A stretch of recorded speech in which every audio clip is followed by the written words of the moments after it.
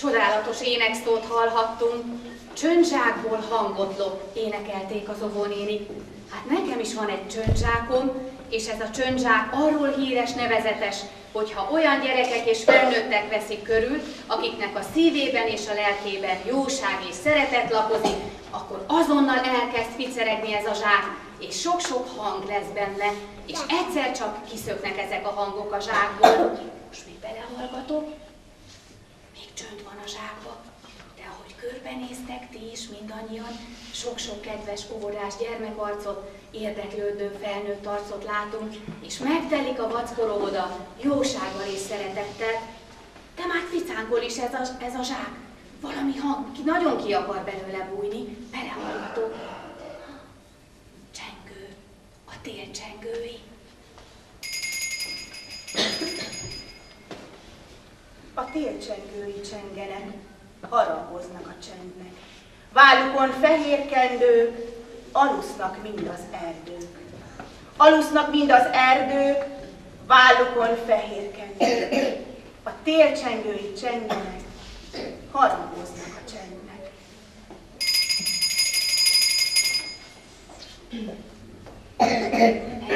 Hallgatunk a csöntzsákba. Most is vicceregnek benne a hangok, most önfelett gyerekkacajt hallok. Örvendenek a gyerekek a télnek.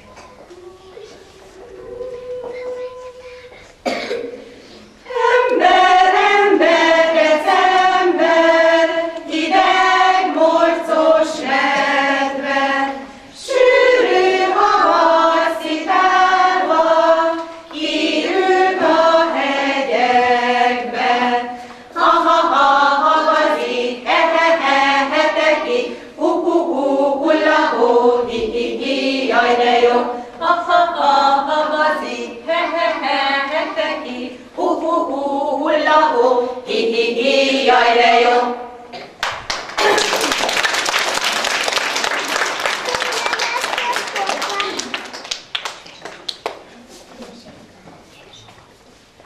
Kedves gyerekek, kollégák, kedves vendégeink, városvezetők, intézményvezetők, pedagógusok!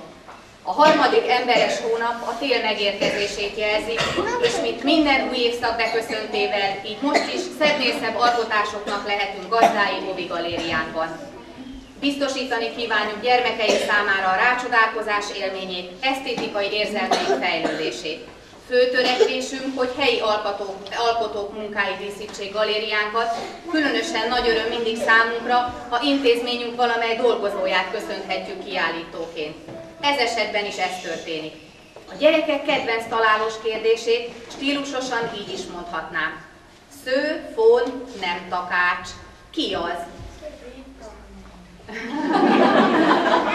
Sok szeretettel köszöntjük Boldizsár Zsoltné Rita nénit, kedves munkatársunkat, aki nap mint nap arról gondoskodik, hogy a gyerekek asztalára finom tízórai, ebéd és uzsonna kerüljön. De most valami egészen más okból állít Rita néni előttetek. Az óvi konyhájában is az ízeket mesterien szövi, de szabad idejében szőnyegeket készít és szőtteseket sző. Én pedig most megpróbálom szavakba és mondatokba szőni Rita néni történetét, miként esett meg a szövéssel az esete. Sok-sok éve, pontosan 18 éve annak, amikor karácsony szenteste az angyalkáktól ezt a gyönyörű szövőszéket kapta Rita néni ajándékba. De ez a hatalmas nagy szövőszék az angyalkáknak nagyon nehéz volt, és segítségükre sietett az ország első számú szövőszék készítő mestere, a Pápai Lőrinc Péter. Az ő útmutatásai alapján, de amúgy képzeljétek el gyerekek, és képzeljék el kedves vendégeim, teljesen saját magától, saját erőből tanult meg Rita néni szőni. A színösszeállítást régi idők szőnyegeiből vette át, illetve saját fantázia után szőtte. Kedvenc színei a piros, a fekete és a fehér. Természetes anyagokból, elsősorban pamutanyagokból készülnek szőttesei. Rita nagy-nagy örömét leli e kézműves munkában, szeretné a maga módján életben tartani nagyanyái tudását, fenntartani a kézműves munka becsületét. Munkái nem csak díszei, de mindennapos használati tárgyai lakásának. A padlón, a széken, a fotelban, az asztalon, a falon, mindenütt alkotásai díszelegnek. Az otthon melegéhez hozzájárul az a szeretet is, amelyen Rita készíti a szőtteseket. Sok-sok ismerős barátot ajándékozott meg kétkezű munkájának gyümölcsével, óvodánknak is már több ízben kedveskedett, folyosóik, padjait díszítő szőttesek is az ő keze munkáját dicséri, de a csoportszobákban is találkozunk munkáival. 2 év pihenő után ismét örömteli, felemelő érzés volt Rita számára újra alkotni. Óvodánkban immáron második alkalommal kerülnek kiállításra szőttesei. Az érdeklődő közönség már mozdokon is megcsodálhatta remek munkáit. Kedves gyerekek, kedves vendégeim! A Boldizsár család olyan különleges, tehetséges család, ahol a férj Zsolt a festő ecses segítségével közvetíti érzéseit, illetve a szavak szövésének is nagy mestere, hiszen több éven keresztül olvashattuk írásait az Újdevecseri Újság hasábjait. 3 gyermekük, Zsolt, Dani és Bíborka a zenenyelvén fejezik ki mondani valójukat.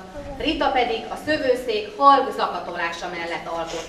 Mindannyiukban közös a művészetekhez való erős kötődés, az alkotás öröme és a hagyományok tisztelete. Rita szeretné, hogyha ő helyette a szőnyegei mesélnének, de élete vezérfonalát megosztotta velem. Így hangzik. Szőttes vagy magad is, hold fonja, napszövi, csillag álmodja életed fonalát. Kedves Rita, köszönjük, hogy gazdái lehetünk-e hideg téli napokban melegséget adó, meghittséget sugárzó szőtteseinek. A Vackorovoda apraja nagyja nevében kívánjuk, hogy továbbra is sok örömedet lelt a kettelésedben. Adjon Isten neked és családodnak jó egészséget, sok örömet és sok-sok sikert.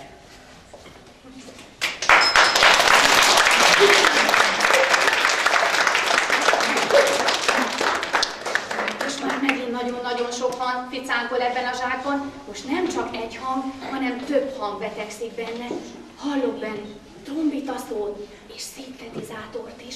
A Rita néni kislánya, Boldizsár Bíborkát hallhatjuk, és Ági néni férjét, Lipka Péter bácsit.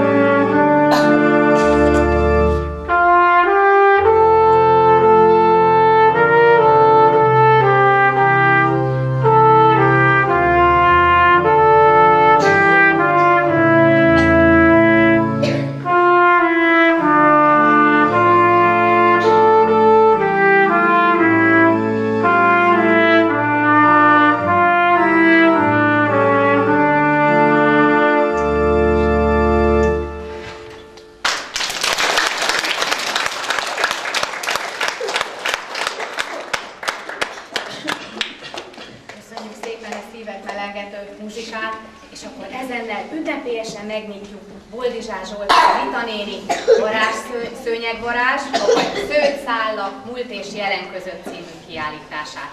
Fogadjátok szeretettel!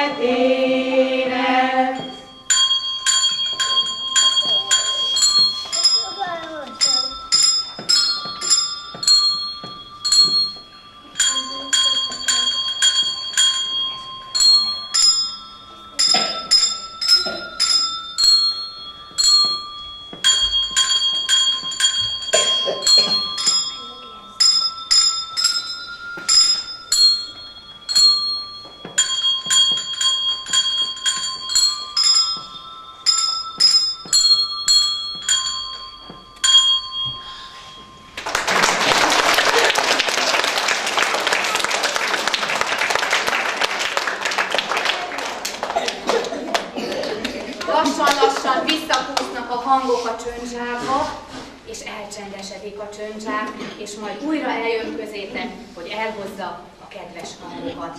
Most már csak csendet, újra csendet hallok benn, a téli ragyogó csillagok ragyogását látni.